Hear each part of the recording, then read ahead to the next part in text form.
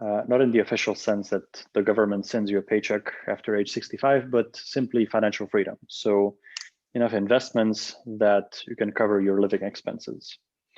Now, I don't have like enormous sums like millions or billions.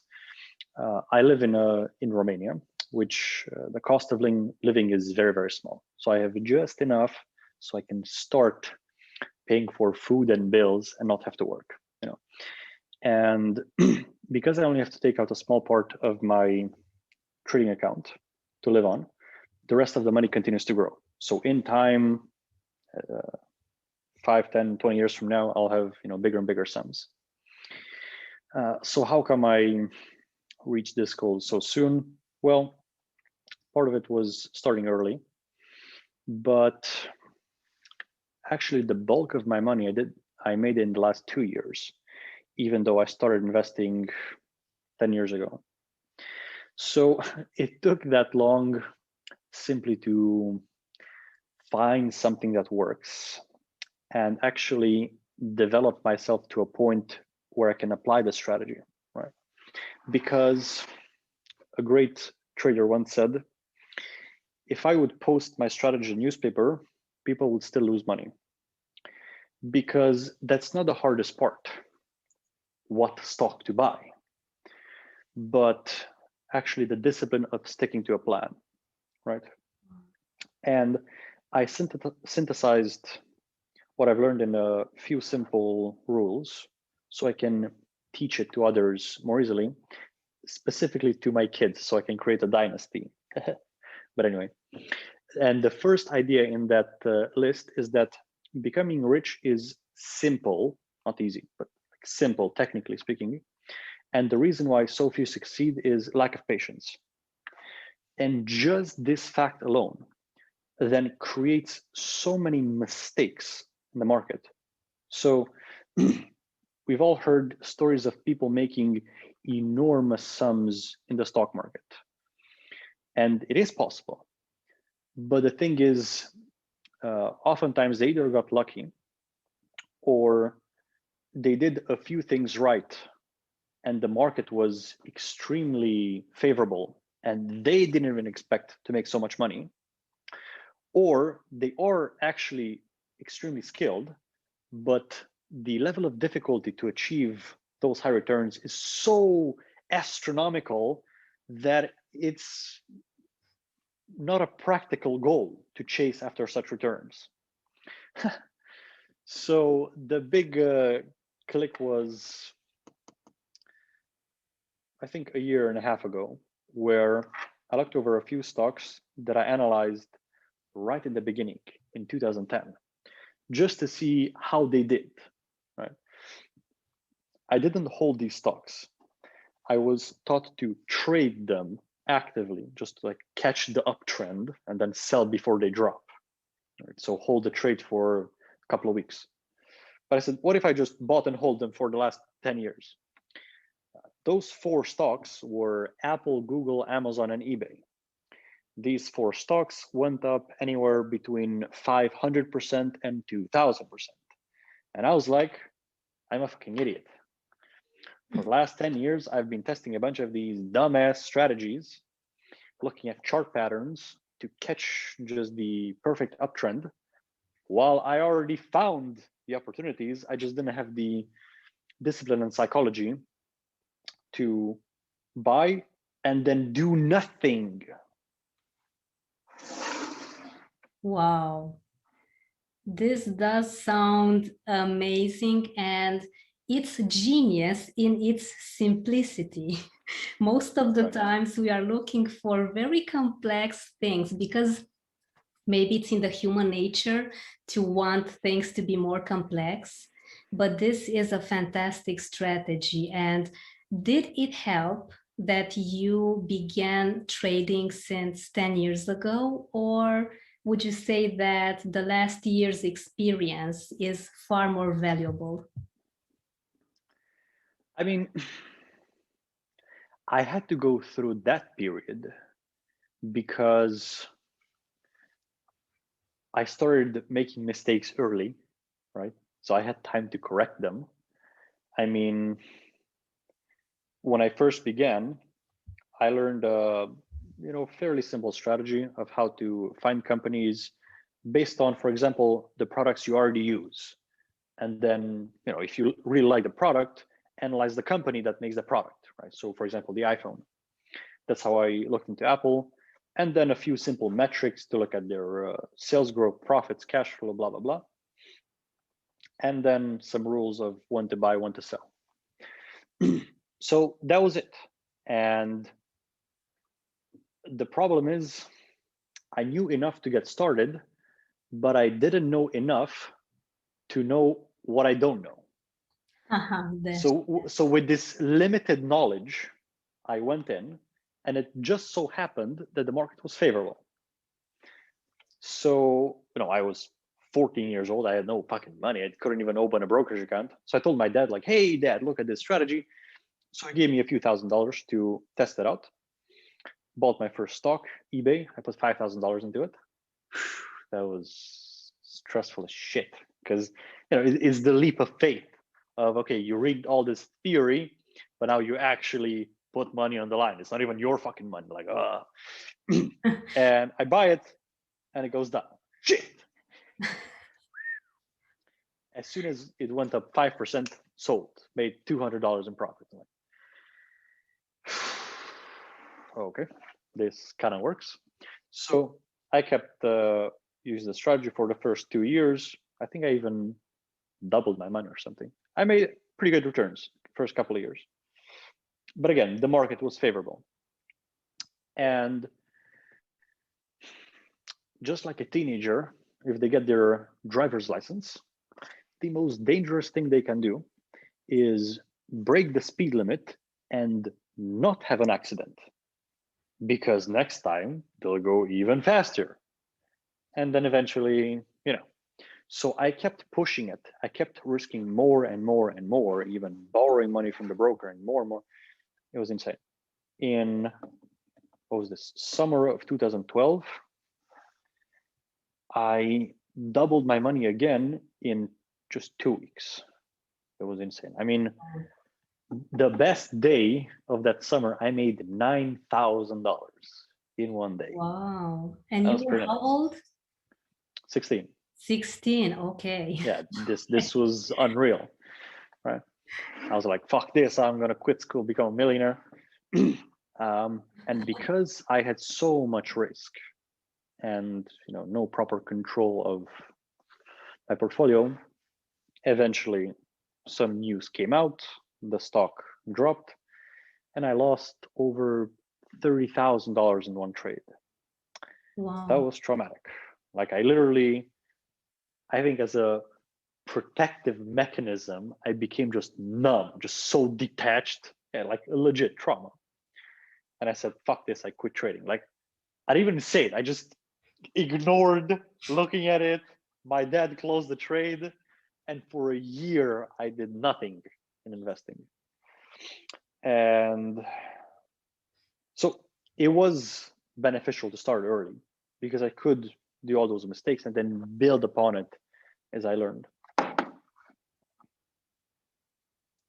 What a story. I mean, it is a roller coaster. And I think that at the end of the day, where you are now is making you feel so grateful, so much gratitude for going through this, the lows and the highs, because it got you now to be financially independent 100%. And just tell us, Richie, how does it feel to have this freedom, to know that whatever happens, there is no fear of how will I cover my expenses tomorrow if something happens? Yeah, it is extremely different. I mean, literally, your thinking changes based on the amount of money you have. So there's this debate of does money change you? And let's look at the extremes. So the most limited perspective would be poor people thinking, oh, money is evil, rich people are just greedy, and exploiting the working class and shit like that. So they self-sabotage themselves to not have money. And that is incomplete. And then I also heard the complete opposite that says money does not change you, it simply amplifies what you already are. So if you're a lying, cheating bastard, if you have a bunch of money, now you can bribe politicians, not just the local police officer. You know? And if you're very generous when you're poor and helping out, you know, the elderly, now if you're rich, you can donate a bunch. And that is also incomplete. A more holistic view would be it does amplify what you are. And on top of that, you receive tests psychologically. So when you make money, you can now choose how to interpret this. And you know, broadly speaking, you can have two choices, either pride or gratitude. Pride of what a fucking great genius you are, and then you equate your net worth with your IQ. Or gratitude of this good fortune. So, you know, thank God, like I did my part, but also environmental conditions had to be favorable for me to make all this money, right? So it's both. Like this happened many times throughout history. That, for example, advanced spiritual teacher wrote a book, then practically overnight became rich and famous, and it got into his head. Now, instead of gratitude, he chose unconsciously pride and dropped back down from his saintly ass to just your average schmuck. This happens all the time. So it is that temptation. Now you have power. But the thing is, money itself is just a tool, right?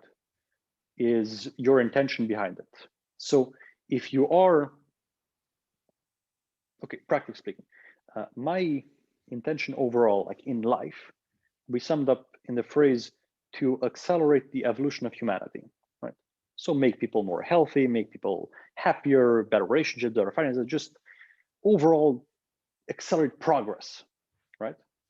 Well, if I have more money, I have a bunch of ideas that I can implement to do exactly this. And I will not deny myself the pleasures of life. I will want a giant fucking palace and 100 cars and a yacht and a jet. There's absolutely nothing wrong with this, right? For someone to say, oh, you could donate to the poor instead of buying that private jet. If I earn that money, I can do whatever I want with that. If you think I should do something else with that money, why don't you make 60 million and you can donate to the poor? I will also donate to the poor, but with a certain budget, I'll do whatever I want. And it's not like you light that money on fire, you put it back into the economy, create jobs, pay taxes. So just moving money around in the economy helps everybody, okay? I've let go of guilt. So yeah, money is a tool, and then you get tests to see if you really stand up. I am speechless, but I'll continue to talk because we do have a podcast to create here. This is an outstanding approach. This is mind-blowing. I've heard the two options about money, the strategies you said before, but the third one, adding that you get tests. Wow, this is amazing. And indeed, people do judge. People have all sorts of ideas of what you should do with your own money. And that is kind of funny when after you get to be pretty amazed at first. I mean, it's my money, mind your own money. And wow, I am loving this money mindset that you have created. Can you please share with us what books or what authors would you recommend that we check out regarding this amazingly healthy money mindset that you are having? Right. So this mindset specifically is not about money. I don't want to give you guys just a book where there's a list of positive beliefs about money so you can like copy them in your mind. No, there's a better approach. Just like in psychology, at a certain level, we are taught to identify negative beliefs about ourselves, like I can't do it, and then replace that with positive beliefs, like yes, I can do it. That is a step of progress, but that is not the highest level. That is not the ultimate. You can go higher than that. At some point, any belief is a limitation. And we're going to go deep in the weeds here because, why not? So the way the mind thinks is, you get your sensory perception, you see things, you hear things, you analyze them. And a belief is just an opinion you have created from the limited amount of information you were exposed to, right? So any belief is a distortion of reality, right? And you don't have to. You can delete beliefs, right? Not just replace them with more positive ones. So in a very simple way, through certain exercises, you can quiet the mind, where you literally sit in a room, look at the wall, and there's no thoughts and no emotion. Now, to not be confused with you're a robot, like emotionless, no. This is a state of complete inner peace, which is beyond any emotion. What is left is pure awareness. I am aware that I exist with no thought and no emotion. This is like the most clear way to see the world without distortions. Now, when you reach this state of awareness, you can look at things from first principles, right? So Elon Musk oftentimes talks about this first principles thinking, which is looking at the most fundamental things that we absolutely know to be true, and then working up from there, instead of just being spoon-fed and being programmed and thinking in analogies like, this is kind of like the other one, so they're kind of the same. Like, it's a lazy way of thinking, right? So a very fundamental aspect of money, right? Let's decompose it to the most essential elements. Is business owner that's rich bad? Well, let's take a bakery, okay? Let's say you want to eat bread, a couple of slices every day, so you need bread. But you're quite busy, you have a job, you have a family, so and so. So you don't have time to bake your own bread, okay? Well, you can just go to a bakery and then pay $2 and buy a bread. Cool, and you are happy. For you, the bread is worth more than $2. You want the bread more than you want those $2. And then if the business is run well, it costs them less than $2 to make the bread. So they can pay employees, pay taxes, and have a profit, right? You need to understand human nature, that the ideal is a win-win, right? This self-sacrifice where I don't want anything and I just selfless service, yes, that is possible, but that is like a monk level of intention. That is not a common occurrence in modern society. So it's more practical to find win-win solutions, right? So the business creates the bread for $1 and sells it for $2. Everybody wins.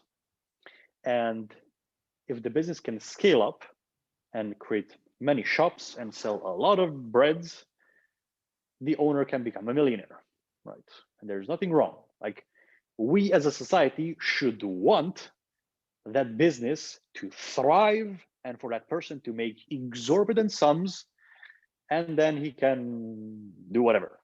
Exactly. Right? So at the very, yeah. Now, understand there's a spectrum.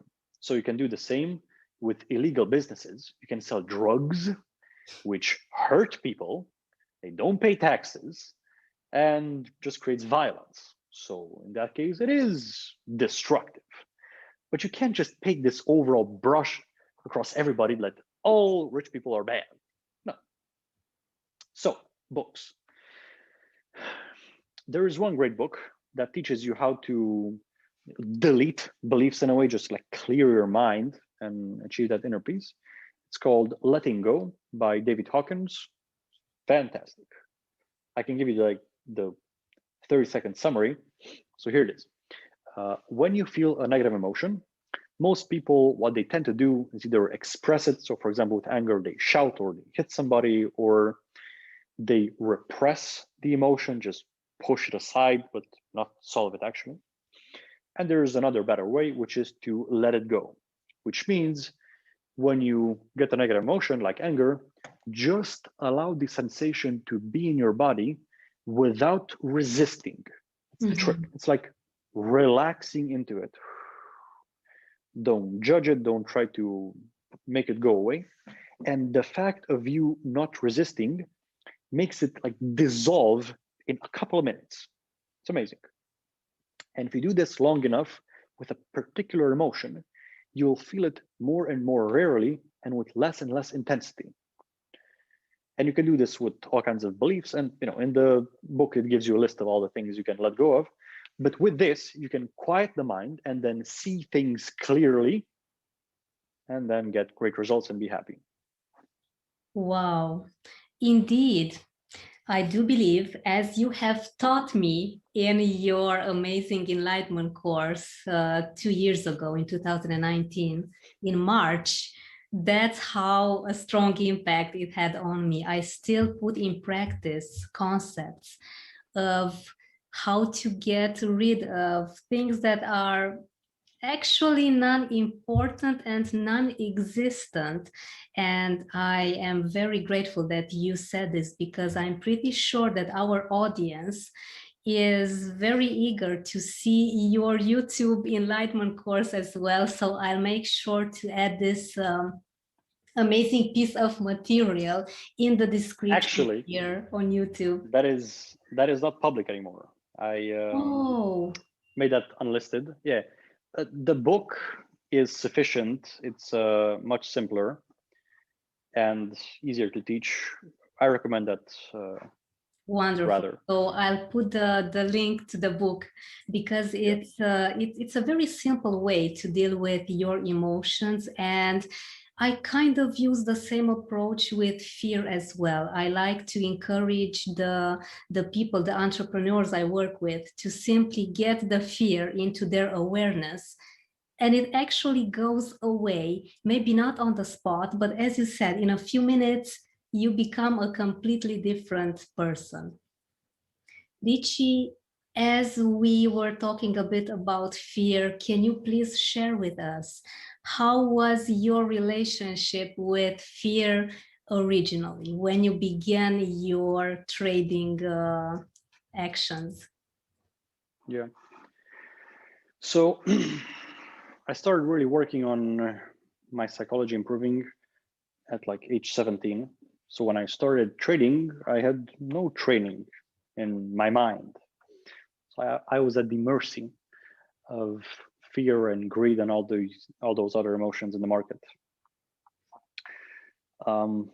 Yeah, like I used the usual methods of repression or suppression or expression, whatever. It was bad because it clouds your judgment so much.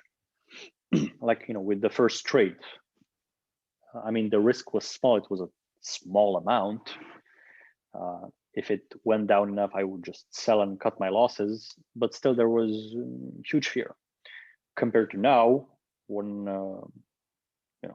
just this morning, I bought, $15,000 worth of Bitcoin. Like I was eager, yes, buy it. If it drops more, who gives a fuck? Right? Because I have a plan. It's clear. I know the risks. So that was the thing. I was at the mercy of fear.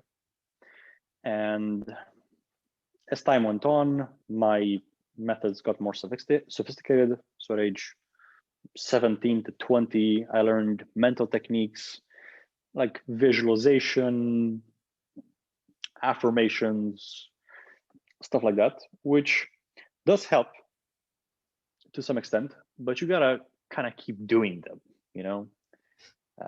it doesn't really solve the root cause once and for all. And then the final breakthrough was at age 22, when there was a period of, it was just like 3 weeks, but I went balls to the walls.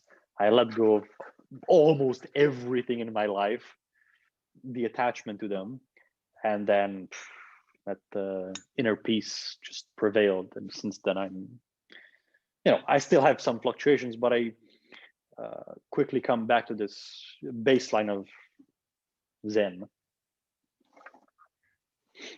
Wonderful. Wow, Richie, this is simply mind-blowing once again. And the fact that you now have experience, would you consider that the experience that you have so far is now helping you in conquering your fears just like that on the spot? Yeah, because if something comes up, and occasionally some fears do come up, I already see that it's just a mental mistake, and I just gotta wait a few minutes for it to pass, right? So I don't make decisions from that state. I don't, shout or yell or do some crazy stuff. At the root of any fear is the fear of death. Because if you were to do this exercise, take any fear you have and then ask, okay, if that happens, then what in the worst case scenario? And then what in the worst case scenario? So, person is afraid to ask for a raise from their boss. And as a hypothetical, okay, but in the worst case scenario, what would happen if? Well, my boss would get mad and fire me because I'm so pretentious. Okay, and then what? Well, then I won't have money for rent. And then what? Well, then I'll be homeless. And then what? I will starve to death. This may not be immediately obvious, but if you really dig deep, it all goes back to the fear of death. And what is the fear of death? Well, it's based on a fundamentally false presupposition. It's the belief of the mind that if the body dies, my existence stops. So that's it. I am all this is, and that's it. So I don't want to die because I don't want to stop existing. And that is false. Now, you may or may not agree with the following statement, but that is your problem. You are an infinite soul. That is like the gist of enlightenment. And when you realize that as an experience, not intellectually understand it, no. Like have the experience, like feel it, then realize that the soul, the consciousness, is from the non-linear domain. It's not tied to this physicality. So if the body dies, then the soul just keeps on going. Thus, death is not the end of your existence. Thus, any fear is an illusion. So, I told you we're going to go balls deep here, but hey, that's how I made so much fucking money by age 25, by understanding things at the core. And I completely agree. It does make all the sense, Richie. It does make complete sense. And yeah, indeed, so many people have talked about out of their body's experiences. And Can you please tell me if you have experienced this? You have got me so curious. We are going a bit off of the road from our talk here, but this is such an amazing idea that you have shared with us. Have you felt an out of your body experience? And if yes, kindly share with us, how did it feel? No, I haven't. Okay. That's not how the realization came. It's just this gradual letting go of all thoughts and feelings. At some point, I remember when I was in that summer of 2018, I was working on letting go of the desire to think, right? Wow. Like the very energy of the desire to think, I was letting it go. And after a few weeks of super intense practice, I remember sitting on the couch and then just shifting my gaze to an object. Holy shit, no thoughts, nice, Wow. Yeah. And it was this transcendence, because the sense of me wasn't now limited to the body. It kind of like dissolved into the field. It's like you're a fish and then you realize you are the water. Or let's say if you're a tree, you realize you're connected with and inseparable from the earth. So like essentially you're one with everything, right? And in that state, it was obvious that I'm not just the body, I'm an infinite soul. So that's it. Wow. It's maybe that feeling of complete While ultimate being freedom. sober, I didn't take fucking drugs. While being sober, yeah. Wow, this is amazing. And yeah, this has helped shape who you are, being a pensioner, retired at 25 years young. Wow, this is amazing. And can you please tell us, Richie, what do you think has truly motivated you to go on investing and wanting to achieve so much until this very young age? Because I have got to say that I think you have summed up a few centuries of life in this very short quarter of a century, which is your age. What has Yeah, pushed you or what has driven you? yeah. So that is a very important question.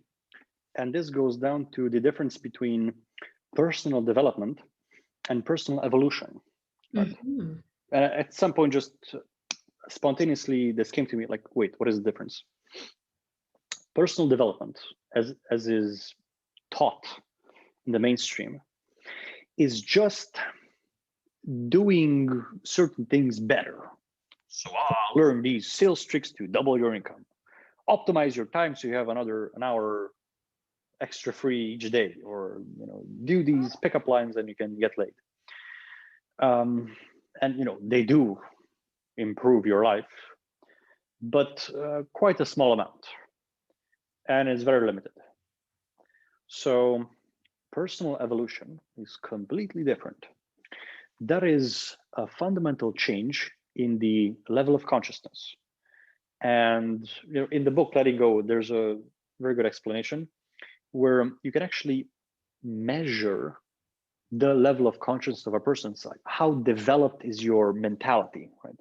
So if we have a scale from the lowest to the highest, let's say the lowest is like the criminal, drug addict, terrorist, the most destructive, and then you go higher to the average person who just does his job, doesn't cause trouble. We'll go higher to the genius scientist, go higher to the saint, and then higher to the fucking Buddha. Um, that is personal evolution, to fundamentally change the motivating factor behind your actions, not just more of the same, right? It's completely different. And the thing is, when you do these gigantic shifts in level of consciousness, what you do doesn't have to change, because you can do a certain action from a variety of different intentions, right? you can go to church and donate $10 out of shame of what will the neighbor say if I don't donate, and with shame, right? So are you really helping if you're putting out more shame? It's like spitting poison, right? Or guilt. Maybe you're some fucking mafia guy and you know you have some unresolved things, so you want to add some good karma, and that, no, still bad. Or you can do the same out of generosity, out of legit lovingness, right? Same action, completely different intention. And the same was with investing, right? At first, at age 14, was the desire to get rich. When I was growing up, I had this, innate love of gadgets, technology, phones, laptops, and so on.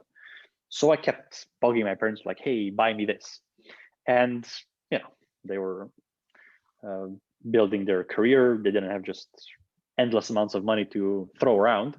So oftentimes they would say, "No, we don't have money for that," and it would really, really bug me, because what kind of dumbass reason is this that we don't have money? Fuck that.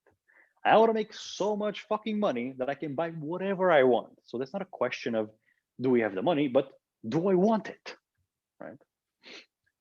And that was the goal, make as much money that everything is within my budget. And then it evolved to a dedication to excellence. It does fit me quite well, this career choice. So, for example, I like to work by myself, and investing is a great way to do this. I can just work alone with my laptop, and it is 100% my responsibility if I win or lose, right? If you're on a basketball team and you can play perfectly, but if you have a dumbass teammate, you can still lose. I don't like that. Then the process is analytical. I love that. I would rather work with charts and tables. So fits me well.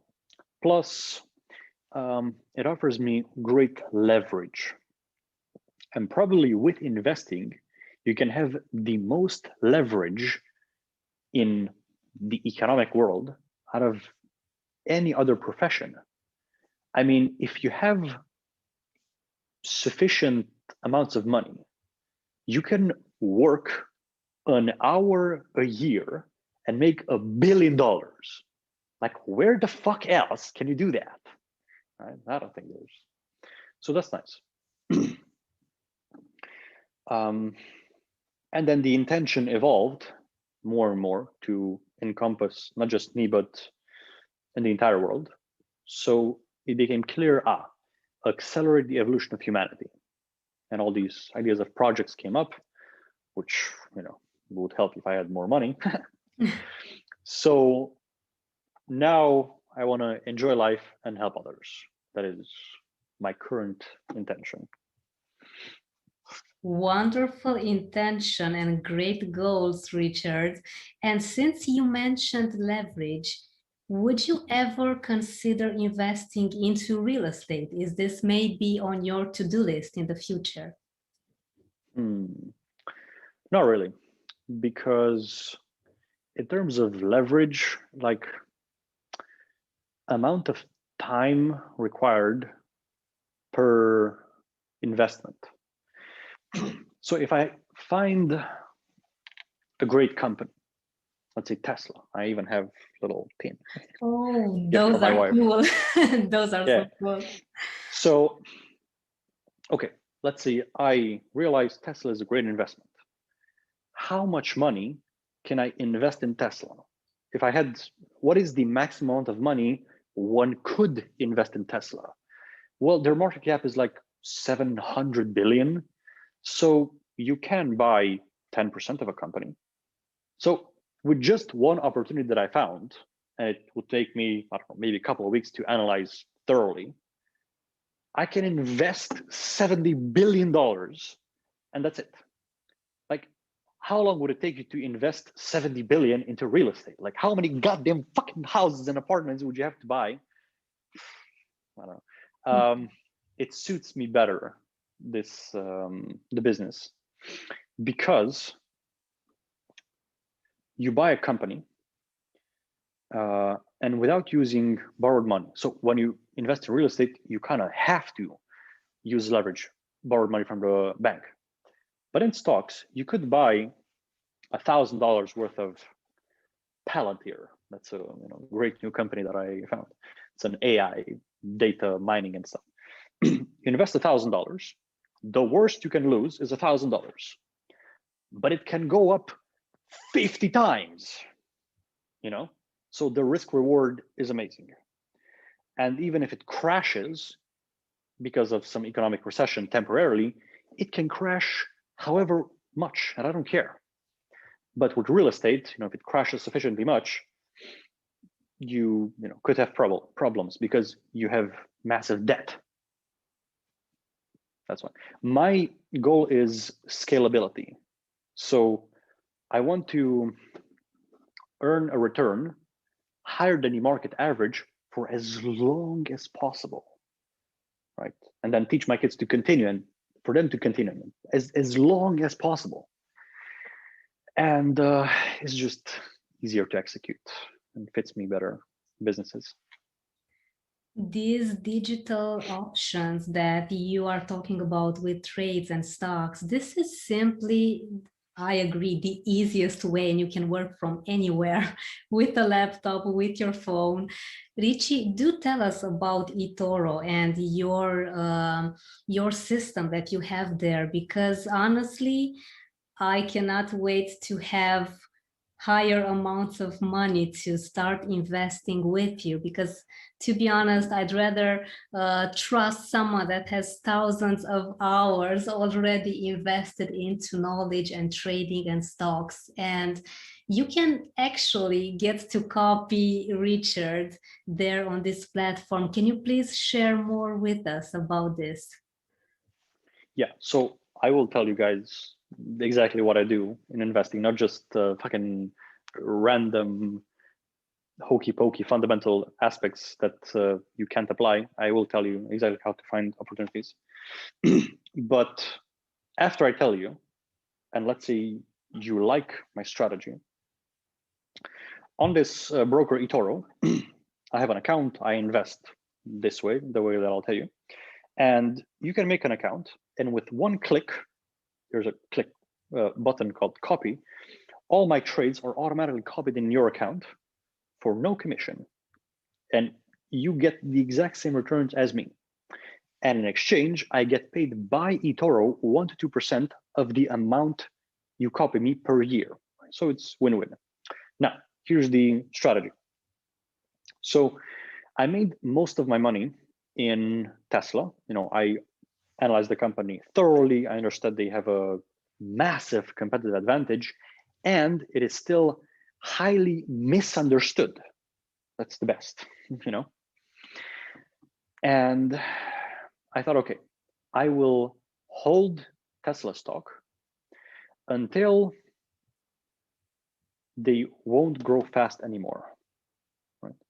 Once a year, at the beginning of the year, when the annual report comes out, I look at last year's sales versus 5 years ago sales, and ask myself one simple question: are sales last year at least double what they were 5 years ago? If yes, great, I will hold for another year. If no, sell. So it takes me like 2 minutes of analysis per year. I still read the news every day because it's fun, not because I have to, but that is essentially it. So my hypothesis with Tesla, I think they will continue to grow for many years, but eventually, even in the most optimistic scenario, they can't continue to grow at 50% per year forever, because they will reach limit capacity. So they'll eventually default to the world GDP growth. Anyway, when Tesla will slow down, I'll have to sell and move on to the next company. But how will I be able to find the next great big opportunity. I wanted to create a set of rules so I can easily find the next great company. And for this set of rules to be so clear that I can then easily pass on to my kids so they can continue to make money and donate, help the world and enjoy life. And I did. The idea is to look at a few key metrics and then have discipline to apply them. So I like this sweet spot in an investment opportunity, a company that is sufficiently big that it's obvious that it works, what they're doing. Right? There's no doubt, this is not a startup. It obviously works. But it's sufficiently small, they still have room to grow. Right? It's like very small risk, but still potential of great returns. So there's a website called finviz.com. And there you can find a list of all the stocks in the US. It's like 8,000 companies. And you can sort these companies by different criteria. One of these criteria is sales growth over the last 5 years, my favorite metric. So I set that at over 25% per year. And from 8,000 companies, you now go to just 400. Right? Amazing. Just 5% of companies are growing at that rate. Amazing. Okay, but you can't, I don't think you want to invest in 400 companies. So the last thing is click sort by market cap, by the size of the company from high to low. And on the first page is the first 20 companies, the 20 largest companies that are growing at over 25% per year. I believe such a simple filtering mechanism works. Now, why does this work?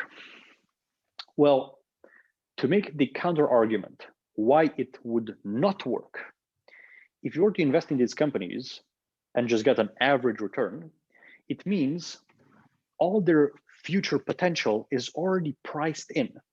They're already so overvalued that even though the sales will continue to grow, the market cap is already priced in all of the future returns. But I believe that it's not so, because most analysts and big funds on Wall Street have a very short-term time horizon. Most have a year. A few have a couple of years out. But the thing is, here's the fucking golden ticket. These great big tech companies, I bet, will continue to grow for longer than most people expect, because they don't just acquire a huge market share in their current industry, they usually then expand to other markets which are unimaginable now, right? So just like Amazon, it was an online bookseller. Yeah. And now they host almost half of the internet traffic.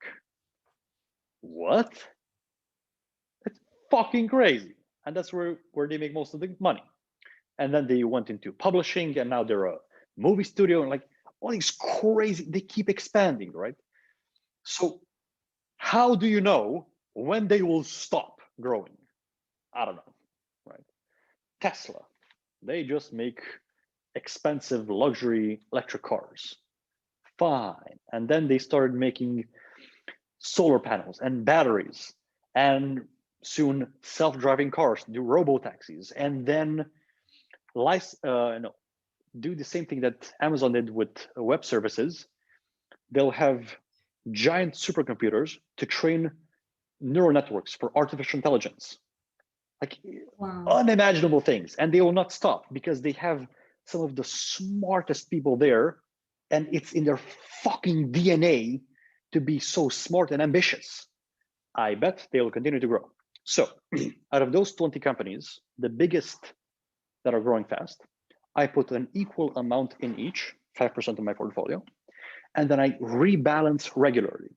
What does that mean? So let's say I put 5% in Amazon, 5% in Tesla, and a month passes, and Amazon goes up 10% and Tesla goes down 10%. Now, Amazon is not 5% of my portfolio anymore, but more, it's 5.5%. Tesla is not 5%, but less, 4.5%. So what I do is I sell some Amazon and to get it down to 5%.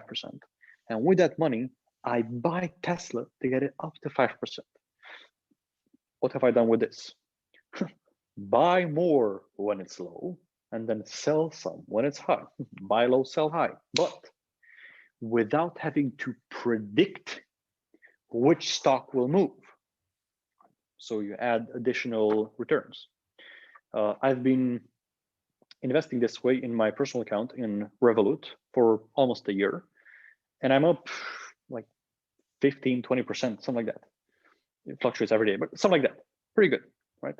And in Etoro, I discovered this like last month, so there's not a long track record there, but this is the strategy that I'm using, right? I am investing in the biggest and greatest, fastest growing companies like Amazon, Facebook, Tesla, Netflix, Snapchat, Airbnb. These are fucking amazing companies. It's diversified, right? So even if something horrible happens with one company, it's just 5% of portfolio. Low risk, because they're so big, it's low likelihood they'll just go bankrupt overnight. And if something bad happens, I just replace the company with another great one. And I don't use leverage. So I don't borrow money from the broker. The only way to lose all of your money with a strategy is for all of these 20 companies to all at once go bankrupt. I mean, that's not happening. And then high returns because all of these companies are still in their fast growth stage, right? Plus I do the rebalancing to get some additional returns. So if you like the strategy, you can copy me on Etoro. It takes just 2 minutes to make an account. And I think Roxy will have a link down below. Wonderful, Richie. I am completely blown away. This has been more than educational. You are such a genuinely kind and helping and giving person that I am pretty sure that everyone listening to us and watching us and seeing us on social media, because I'll be posting this everywhere, is going to want to get in touch with you. So please tell us, how can our audience get more of you and learn more from you? Yeah, so I'm still practically a nobody. I'm not famous, so you can have my personal Facebook account. Yeah, you know, on my Facebook account, Richard Hutton. You can look me up, send me a message, no problem. We can chat. I also have a YouTube channel where I detail more of my thought process, ideas. Link down below. Yeah, that's it. Wonderful. And on Etoro, people can also look for your profile. I'll be having all of your links and all of the information you sent me below in the descriptions everywhere. Richie, I am so grateful, so honored to be spreading your amazing message forward. It has been mind-blowing as usual. Every talk with you just gets my mind more expanded. And I'm beyond grateful. I'm sure that our audience is already looking up your amazing profiles on Etoro, on YouTube, and on Facebook to learn more. And I cannot say more than to thank you once again for your generosity. Richard teaches you in 1 hour what he has put together in thousands of hours in over 10 years of studying the markets, trades, and stocks, and he is teaching you for free. I mean, isn't this amazing or what? Richie, thank you once again. And I'll be looking forward to seeing your dynasty grow, because this is something that I have not heard anyone yet talk about, and it's inspiring. And yes, here's to some amazing growth for you each and every single year. Thank you, Roxy. We'll be in touch. Thank you so much, Richie. All right. Goodbye, everyone.